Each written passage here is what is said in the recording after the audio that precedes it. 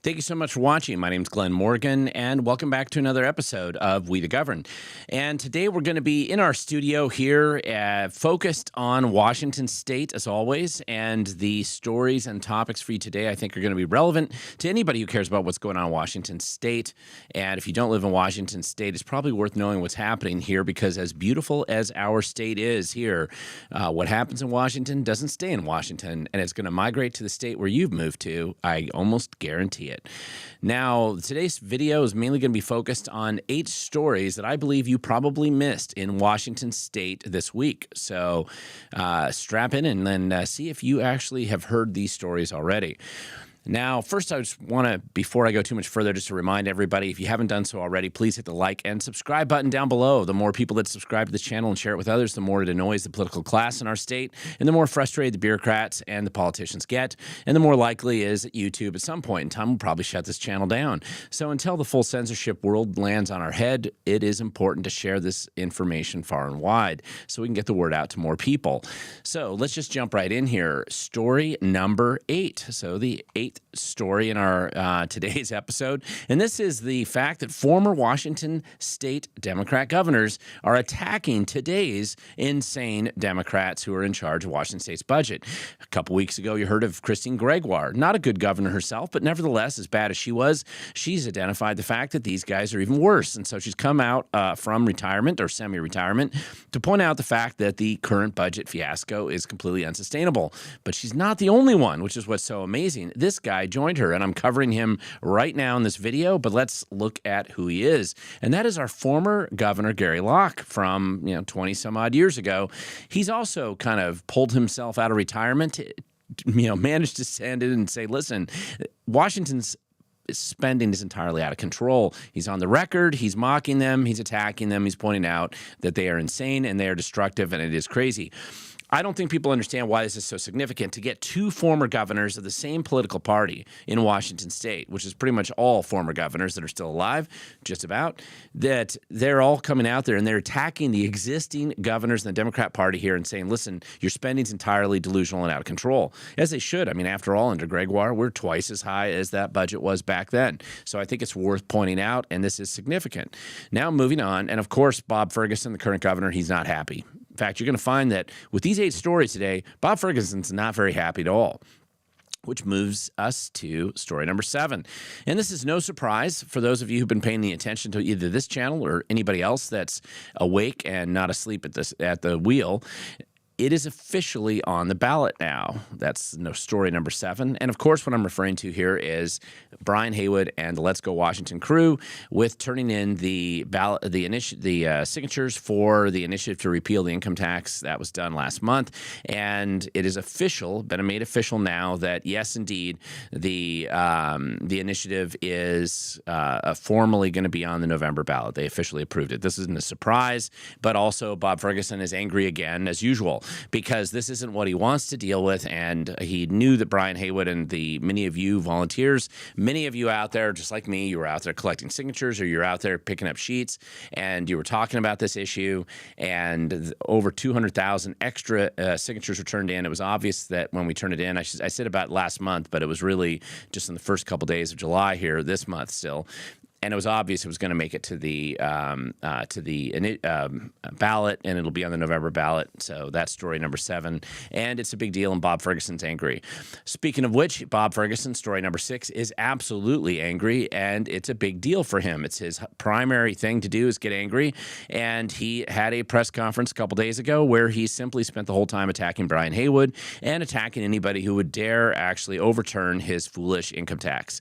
Sure, he's calling it a millionaire's tax for the low-educated, low-IQ people that actually believe him, but really nobody does. Everyone knows it's an income tax on everybody, and that is why the people are not happy about it. Every poll that's been put out shows Washington State rejects this stupid tax, and that's why this initiative will pass, and that's why he had to get I love how they did this headline up here, organized labor to help him, because that's the only group that's essentially putting you got the hardcore leftists and the socialists and the organized labor, and there's not much difference, jumped into this. But what do they mean by organized labor? Do they mean people that actually build airplanes at Boeing, or actually carpenters or anything? No. This is the parasite class, which is the public sector worker unions. These guys are the ones that are actually organized, taking all those hard-won, stolen union dues that they've convinced Bob Ferguson to give them, and they're simply recycling that money back into this campaign to ensure they can keep the bloat growing and the taxes going, because they expect a profit and success from this. The Washington Education Union and the SEIU are the primary players here with the big, deep pockets, and of course they're behind Bob Ferguson, and he's not happy because he has to spend all that money trying to defeat this initiative, which is very popular in Washington State right now, and he has to spend all his time attacking Brian Haywood, and he doesn't mind attacking Brian Haywood, but he's mad that he has to spend his time doing this. He'd rather be imposing more taxes. So that's an important story for this week. Story number 5. Moving across the state of Washington, this one's about Spokane under Brown continues to go down. Now, it may rhyme, but unfortunately, it is a rhyming sort of story, because every time you elect a significant Democrat, particularly a corrupt one like this, and they get into public office, decline and destruction in your environment and city is the inevitable and certain result almost every time. Spokane is demonstrating this regularly since they elected former Department of Commerce Chair Lisa Brown, former state senator Lisa Brown, and one of the most corrupt people in the former Inslee administration, who basically weaponized the Department of Commerce as a kickback and bribe machine for her future political agenda, with the grants that she sent to Spokane to help buy her way into that very hard-fought mayoral race. So now that she's running Spokane, under Spokane, Lisa Brown is definitely setting that city down. This is including deficits and tax increases, and kind of an inevitable, predictable result. Anybody who's been paying attention to what's happened in Spokane since Lisa Brown's been elected knows that there's been a decline in every measurable quality of life, and she is directly and personally responsible for it. She definitely endorses and promotes the most corrupt aspects of the homeless industrial complex that she can get in there, certainly higher taxes, and just everything else that a usual Democrat from Washington State usually pushes. And it just should be no mystery. Listen, this is predictable. Nobody watching these guys and knowing who they are when they're running for office could actually expect any other outcome. But sometimes it's just more elaborate and obvious than other times. And I've been to Spokane quite a bit lately, and anybody who spent any time, if you saw Spokane 10 years ago and you look at it now, you would hardly recognize it. And she has done a great job destroying the city of Spokane and hoping to spread her destruction into Idaho as quick as she can. But nevertheless, a good example, and it's worth telling, and I think it's a story that people need to know. Now, story number 4. Why is it again that we need parental notification and transparency in schools? Well, not that we need more examples, but one of the recent examples that just came out is from Edmonds. And in this case, it was a Meadowdale Elementary special ed teacher that the school district right here paid $470,000, basically a payoff, after he'd been caught with a variety of sexual abuse allegations that have come out of his tenure as a good WA employee in that school district. And of course, none of the parents were ever notified. I think this is actually the important and critical thing here, beyond the fact that, listen, there are bad people that'll get into these places and take advantage of children, but you also have situations where when they are caught, or they, especially in this case where it looks pretty egregious, you don't need to pay them off. But worse than that, hide from the parents whose kids were victimized by this, hide from them the truth about what's going on, which is what the school did, and which is what Chris Reichel, Bob Ferguson, Nick Brown, they seem to promote and support, hiding that information. And I will point out that if you don't think that's a good idea, you have the opportunity, once again, thanks to Brian Haywood, as another initiative. It is going to be on the ballot as well, restoring parental rights and transparency in the school system. And that should be one of the more recent stories, but don't worry, there'll be plenty more, even before the November election, that we can talk about that's relevant to this. Moving on to story number 3. Story number 3, Seattle and Spokane aren't the only cities actually seeking self-immolation under dumb, bad governance. Wish I could say they were, but they aren't. And in this case, I'm talking about the city of Olympia. Now, listen, I've mocked the city of Olympia for a decade and a half now. They deserve much more than I've sent their way, but they're run by clowns and not very sharp people. Certainly, this is very true. But despite the fact that you can't find a Republican anywhere there to vote for the most part, they had an initiative on the ballot to increase the minimum wage last year to $20 or more. And it actually added all kinds of really crazy restrictions on business, and everybody realized that if this thing passed, it was going to destroy whatever was left of the business climate in downtown Olympia, which granted is mostly government, but they knew this was going to happen. And the voters of Olympia, and I think this is worth pointing out, voters of Olympia shot that thing down. It only got 44%, which is amazing in a place like Olympia, and it was totally defeated. That's a sizable margin. But of course, the city council doesn't care. They decided that even though the voters rejected this dumb idea, they're going to see if they can find a way to backdoor it into the city anyway and help facilitate the terminal decline in the city of Olympia as well. Just like Spokane, just like Seattle, when you elect these guys and you put clowns in government, it always turns into a circus, and it's never good for the people who live there. Moving on to story number 2. Now, this is always interesting to me because the story here is basically you can't handle the truth. This is basically, I know that's something that came out of a movie in Hollywood a while ago. Which actor was that? That's okay. We'll just simply talk about the politicians that say that. In this case, it's the Secretary of State, Steve Hobbs. And he's basically not very happy here and put out this statement here a couple days ago. Very angry that Harmeet Dillon with the Department of Justice has come to him and said, listen, you have non-U.S. citizens and illegals on the voter rolls today in Washington state, and if any of them vote, you're going to be held personally and criminally liable under the statutes that exist. And of course, he's not happy about it. The reason why he's not happy about it is that Steve Hobbs does absolutely nothing to clean up the voter rolls in the state and encourages and looks the other way for the corrupt voter rolls that we do have. Listen, I've talked about this for many, many years now, longer than most people on this subject, with a lot more firsthand evidence than anybody else seems to have. And what happens is they just don't want to look at it. And anytime you find a way to demonstrate that these issues are happening, then the first thing they do is change the law so that you can no longer expose the truth.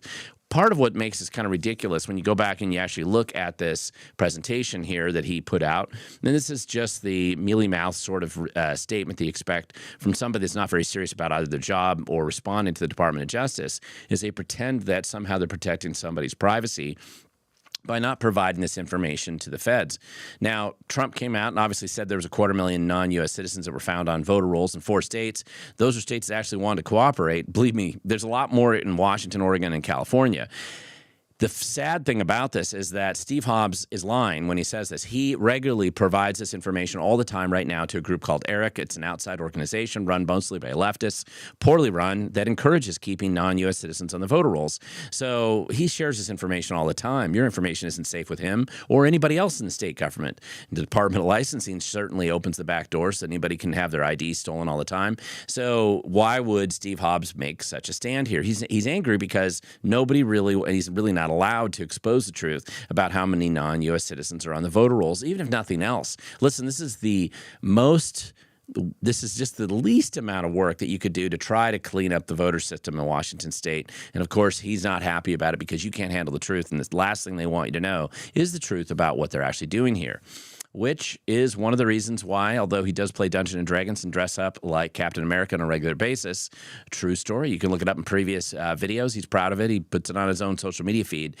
He ignores fraud whenever it happens, whether that's in Pasco with the apartment manager there that was caught falsifying the loose ballot system with no chain of custody that gets sent all over the place, taking former tenant ballots and voting for them.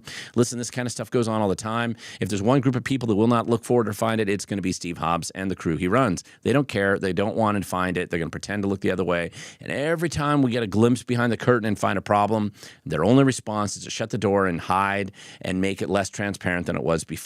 This is the only way they operate, and it's very sad and unfortunate, and it's because they don't believe you can handle the truth, which moves us on to the final story that you might have missed this week, and it really has more to do with the fact that Donald Trump got up and did his presentation on Thursday about the problems with the voter rolls. One of the things that Donald Trump mentioned was that China was hacking into the American voter roll systems and trying to influence and affect elections. But this is a final story here, is that in Washington state, we're saying that we don't need China to help us cheat in elections here. And I think it's important to point this out, and they might be right. Nick Brown, certainly, and angry Bob Ferguson, who certainly didn't want to be talking about this either. There's a lot of reasons why Bob Ferguson's not happy this week. He came out with one of the more foolish and ignorant statements that I've ever seen Nick Brown come out with, and that's saying a lot. He is pretending that the chain of custody problem is no problem at all, even though there's not a living soul on planet Earth that can actually figure out what the heck happens to these ballots when they get sent out. Nobody really knows. It's not like they're tracked. Nobody really pays attention. They end up in homeless camps. They end up spread like confetti throughout Washington state. There is no guarantee that anybody who actually got that ballot that when it gets sent back in, assuming it was the one sent in, that it was actually filled out. And there is a unique and as particularly significant lack of interest on their part in ever getting to the bottom of any of the mysteries that we do seem to uncover on a regular basis.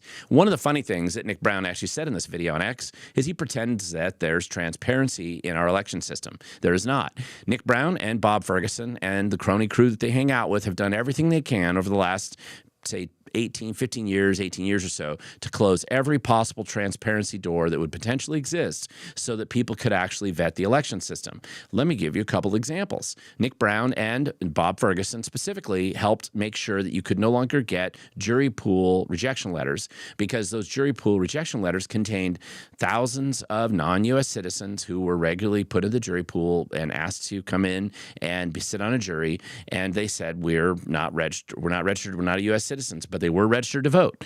Once we were writing stories about that and exposing the non-U.S. citizens, well, what did they do? They made it illegal to actually get access to those records. They made it illegal to get access to vote, cast vote records. They made it illegal to get access to the ballots. You can't see the ballots. You'll never be able to see the ballots. You are not allowed to look at those ballots. And the problem is the state legislature also said the digital ballots and clear vote system and others basically are the ballots, not the paper ballots. So there's really no connection anymore between those paper ballots and the digital ballots, and they won't let you audit the difference between the two. So every single time you find a way, I did an article, what was it, last year, that was exposing how many Washington state voters did not have Social Security numbers or driver's licenses associated with their voter records. And what was the reaction of the Secretary of State's office? Immediately was to go in and make it illegal for me to ever see that, have that information presented to me by an auditor's office ever again, and to have criminal penalties on those auditors' offices for daring to expose the truth about what's going on in the voter rolls. These guys are not truth tellers in any sense of the way. They're liars when it comes to this issue. They have spent their careers lying about this subject. At best, they're incredibly ignorant about it, but most of the time they're just deceptive. So I think this is a significant story, and to some extent, when Donald Trump came out and said that, it was almost like baiting these guys to come out and make stupid statements and get angry about it, which is what happened. Listen, Chuck Schumer said it best when he said that keeping illegals on the voter rolls is a critical part, and non-U.S. citizens on the voter rolls and giving them the right to vote is the key way that they can keep political power. These guys know it. Their political allies know it, and that's why they're pushing that story. So those are the 8 stories. You might have caught them in Washington State. You might not have. And listen, Washington State's a beautiful place. Whether you're at Snoqualmie Falls or any other place in the state, anybody who's visited Washington, and particularly those of us who live here, we know how beautiful it is. But we also know that while our state may be beautiful, our political choices have frequently been ugly. And the political bureaucrat and the grifter class that we have here is ugly too. So that's how it is. That's where the stories I hope that you will learn a little bit more by knowing exactly what's happened in Washington State. Let me know what stories you think I missed. Put them in the comments section down below. I always appreciate that. I do try to read every comment you leave and get back to you as much as possible. But for those of you who do live here in Washington State, and if you live in King County and you've gotten 10 or 15 ballots at home, make sure you send them all in. I can't tell which one they're going to actually count or if they're going to count all of them or if they'll ever get there. But at least you can participate in the election process. Listen, showing up is a big part of being involved in the election process. Voting is the smallest part of showing up, but it's still an important part. Even as screwed up and as problematic as our voting system might be, and many of us are trying to work on this, please make our life just a little bit easier. Participate, get it in there so that the other work that we're trying to do around the system can have some impact. You make it a little bit easier for us by helping.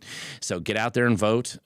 Nick Brown said, vote like you mean it. Yeah, no kidding. Do vote like you mean it. And definitely make sure that you vote for good people, not the crazies who are doing terrible things to the state. But again, ultimately, the future belongs to those who show up. I say that all the time. So get out there and show up, and I will get back to the stories that you tell me you think I missed in the next video that we do here at We the Government.